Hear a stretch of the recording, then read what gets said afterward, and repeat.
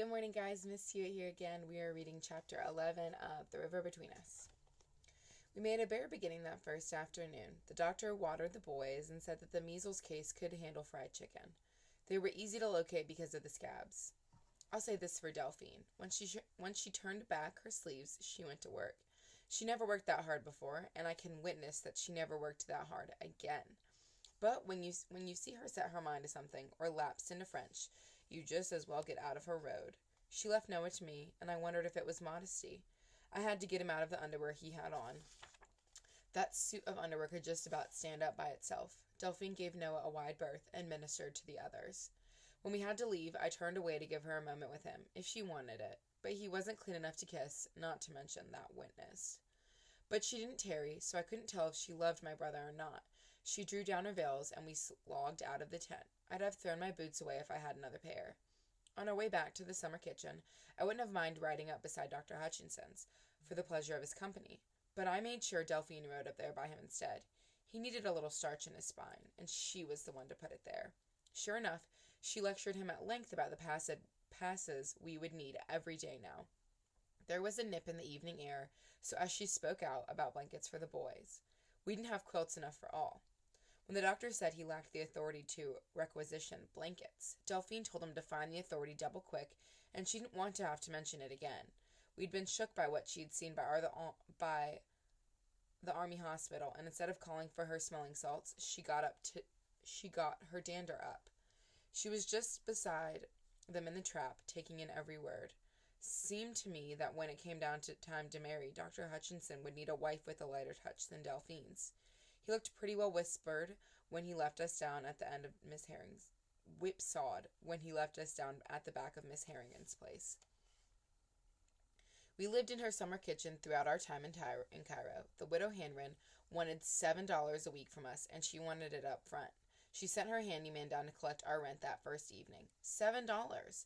There were houses all over Grand Tower you could buy outright for $7, and they'd throw in the fencing and dig you a well. But then, Miss Heron was a rich woman, and the rich didn't get that way by giving you a bargain. As we kept being told, we were lucky to have a roof over us. I, for one, had never lived in such luxury, as the summer kitchen had all the city conveniences. The pump was just to one side of the porch, and the privy just to the rear. The big iron stove inside heated water for our laundry and washing ourselves. It took the chill off the evenings, and was to fry up a deal of chicken throughout many a night, once we got Dr. Hutchinson's to requisition the chickens and the stove wood.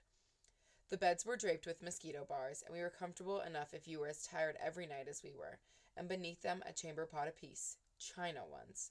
I was more dead than alive when we got back that first night, but Delphine had to unpack all her dresses, shake them out, and hang them around the room. She'd had brought her gold-hand mirror with the violets on the back, and the portrait of her papa in its gilt frame.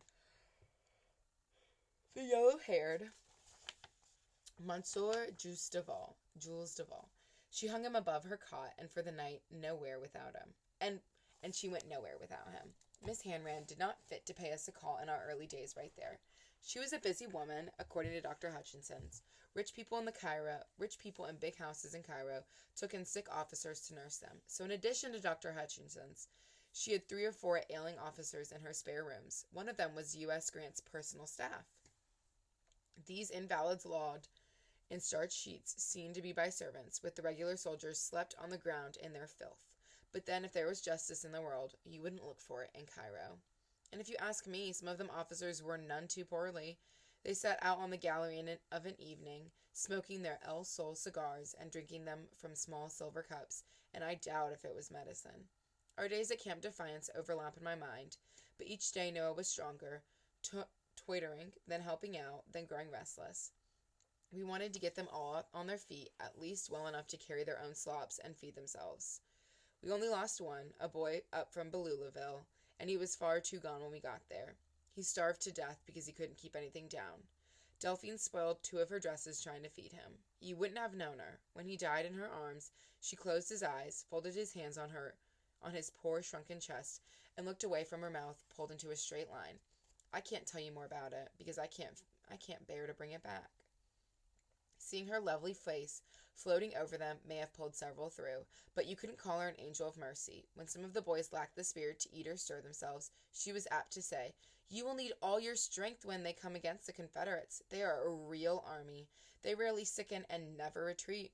So I suppose her greatest achievement was that she wasn't shot as a traitor. As they improved, they wanted to know our names, especially hers. But I was popular too because I was Noah Pruitt's sister. His C Company was made up mostly of Jackson County boys, and they told us of home, of sisters and sweethearts, and the tears flowed. We got our boys well enough and fed them to where they could shovel out the tent down to dry ground. That was after we found out the army hid its shovels. We made a bonfire of the straw they'd slept on, once we found fresh straw. I boiled their long-handed underwear over an oven fire, and that underwear teemed and swarmed with living things that glistened and crawled. I'd itch to think of it now. No able-bodied loafer outside our tent was safe from us. We had jobs for each and all, sending them for kindling and straw and whatever they could find. We put them to work, and nobody not skinning could hold a leg as they went. And anybody not skinning could hold a leg, as the saying went. We got some loafer to find us a bunch of them big nail kegs. You could saw them in two and caulk them. Then the boys could take baths in them. Of course, they wouldn't strip naked until the sunset gun had sent Delphine and me off the post. We got our boys clean and stretched out on a fresh, sweet straw. We doused them with our cures and cooked their rations for them. We made a Belvoir out of Dr. Hutchins, and no army doctor came around to put a stop to us. We sang some too because the boys liked it. Delphine could offer up a rendition of My Old Kentucky Home, flavored in her French, that brought a lump to many a Yankee throat, including mine. And we sang a song the whole country was singing in the fall of 1861, though I thought it might have been written expressively for me. Brother, tell me of our battle, how the soldiers fought and fell. Tell me of the weary marches, she who loves will listen well. Brother, draw thee close beside, lay your head upon my chest. While you're telling of the battle, lay your fever head a rest. We slept fast and deep through the brief nights, and hardly had the time to look from our days or to notice that we weren't girls anymore. All around us, the camp girded from war on the river. Black Jack Logan, who commanded the 31st, spoke of hewing their way off the gulf with their swords. Colonial White came to our tent to see who was fit enough to train, and they took Noah away. But he hobbled back in a pair of stiff new boots, carrying an ancient Belgian musket he hadn't seen or fired since Napoleon's day. The sabers rattled around us. The Confederate General, Leonidas Polk, held the Mississippi not 20 miles south of Cairo. His rebs were digging in on both sides of the river, at Columbus, Kentucky, and at the steamboat landing of Belmont, Missouri. U.S. Grant was expected to move downriver and make a demonstration against the rebs' positioning any minute now. Then one day they issued Noah his full uniform. It was so shoddy that Delphine said it would melt in the first rain. And it was so big on him he looked like an ear of corn and too many husks. But he was ready to fight now, and I braced myself for the attack. It was quicker than I thought, quicker than a striking snake when you least look for it, and the attack come not at the camp nor on the river. It come to the summer kitchen. That was chapter 11 of The River Between Us.